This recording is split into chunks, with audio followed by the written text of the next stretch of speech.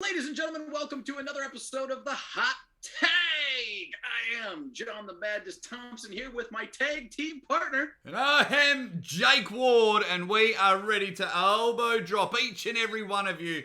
We have a hot topic here on the Hot Tag. We are talking about the best wrestlers to never win the big one. They might have been close, they might have been contenders, but the opponent always kicked out at 2. That's the way we're going to go. We're going to go back and forth. We've got a top 3, but I will start off with some honourable mentions. But of course, make sure you guys let us know. It's always a competition. Even though we're tag team partners, it is always a competition with the Madness and I. Quick context, we actually don't share our responses.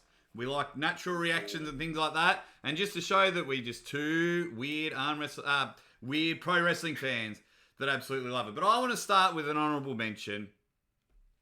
Mm-hmm. And he goes into the honourable mention because he didn't need it. He could main event anywhere, and he didn't need to win the big one at it. And of course, it's my namesake. It is the master of the DDT, the Python Punch, Jake the Snake Roberts. He could feud with anyone and everyone, and you're invested. There didn't need to be a belt on the line. Have you got any honourable mentions, Madness? I got a couple honourable mentions. One is a potential top 3, kind of. The other one is a little bit sneaky. So number 1 would be Scott Hall. His Razor Ramon time, he was in the mix for a little while, but he was just one of those guys who was, again, good enough, had the characterization to not really need it, right? All he had to do was say, "Hey, yo," and the crowd he was over just like that, but never got to that height. The other guy, now it depends on how you think about it. The other guy did hold the belt, but he never actually won it. He bought it. Ted DiBiase, the $1 Million Man. Again, a guy who didn't really need it. I mean, he bought it from Andre. So, he bought it. But then he just got his own title, the $1 Million Belt, and then he just rocked that thing. That's all he ever needed. The greatest.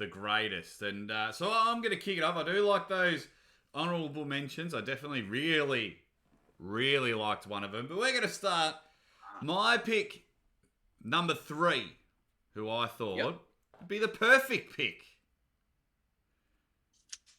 Absolutely loved it. Loved the way they presented him, the winning streak. It was a shame that he lost to Brutus, the fucking barber, Beefcake at WrestleMania 6 for his first televised loss. Should have won the 1990 Royal Rumble, but I thought him with a run at the belt would have just made sense. And in fact, probably would have been a perfect transition into the next generation. I know he was injured, but in that 90 to 93 era, I would have loved for Perfect to have it. He would have had some great feuds. Lex, he would have had great feuds with Shawn, Bret Hart. Yeah, anyone there, Mr. Perfect should have won the title. I couldn't agree with you more. He was on my top 3 list as well, Mr. Perfect.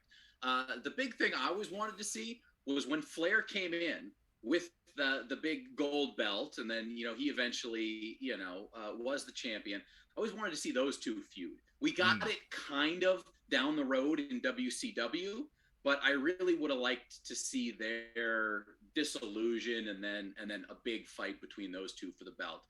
Could have been awesome. But again, to Perfect's credit, he was over without the belt.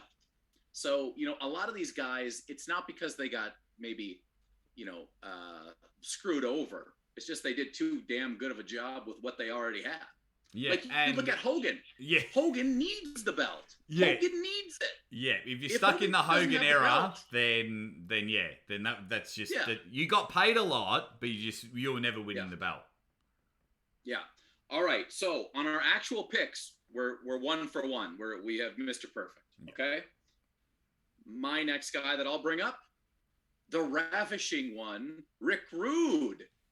Is my number 2 pick as well.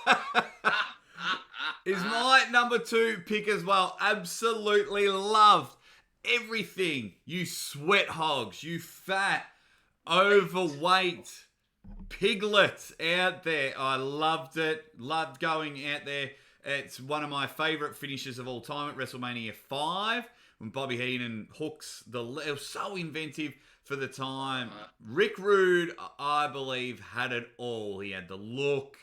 He could work.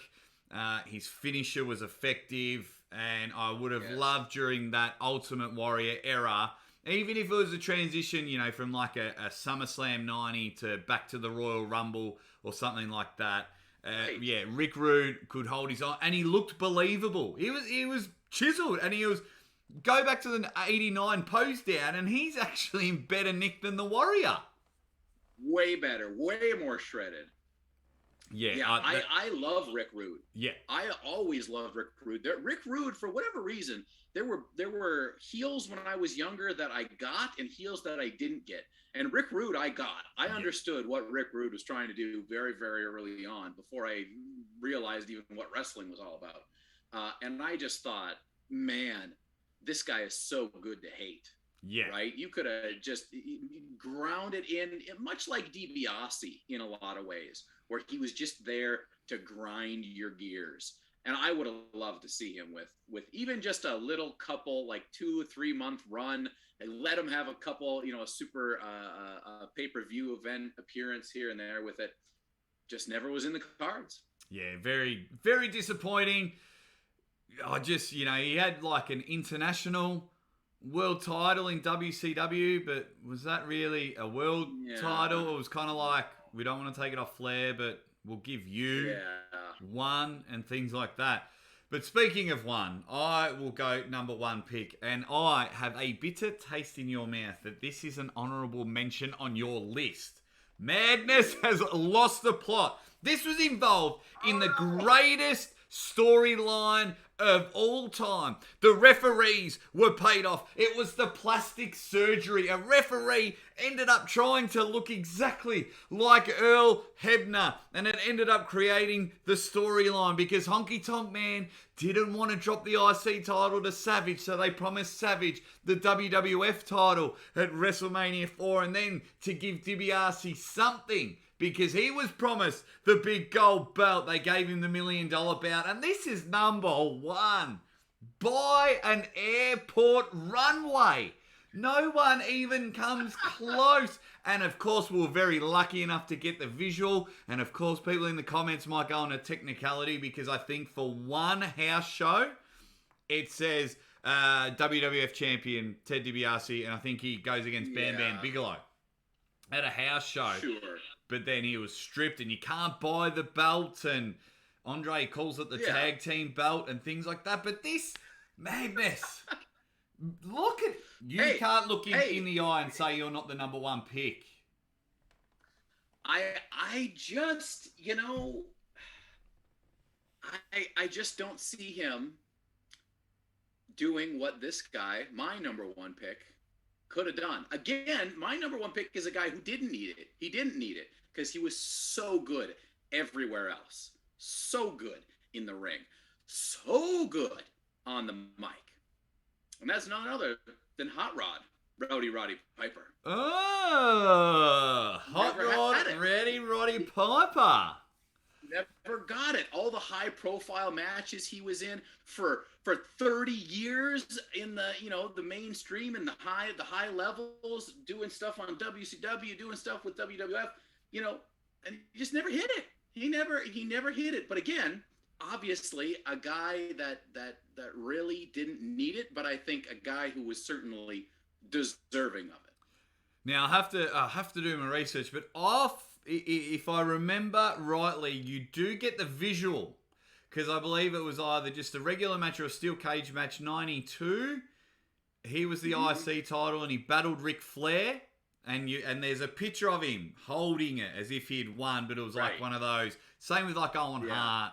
Oh, it was reversed, and you're not the champ anymore. But I'll see if I can find that if you get the visual. But that is a great pick. The man that wears the skirt. Well, the kilt. The kilt. But that's a great pick. He didn't need it. Hot Rod was great, even when he came back and was the IC champion. From memory, I don't think he ever wanted to hold a title, but they just really wanted to give him that one. Not a bad number one pick, but let's let everyone in the comments decide. That's right. Who has the better number one pick? Is it my one? Of course, $1 Million Man, Ted Dibiase. Or is the madness nailed it on the head with the Hot Rod?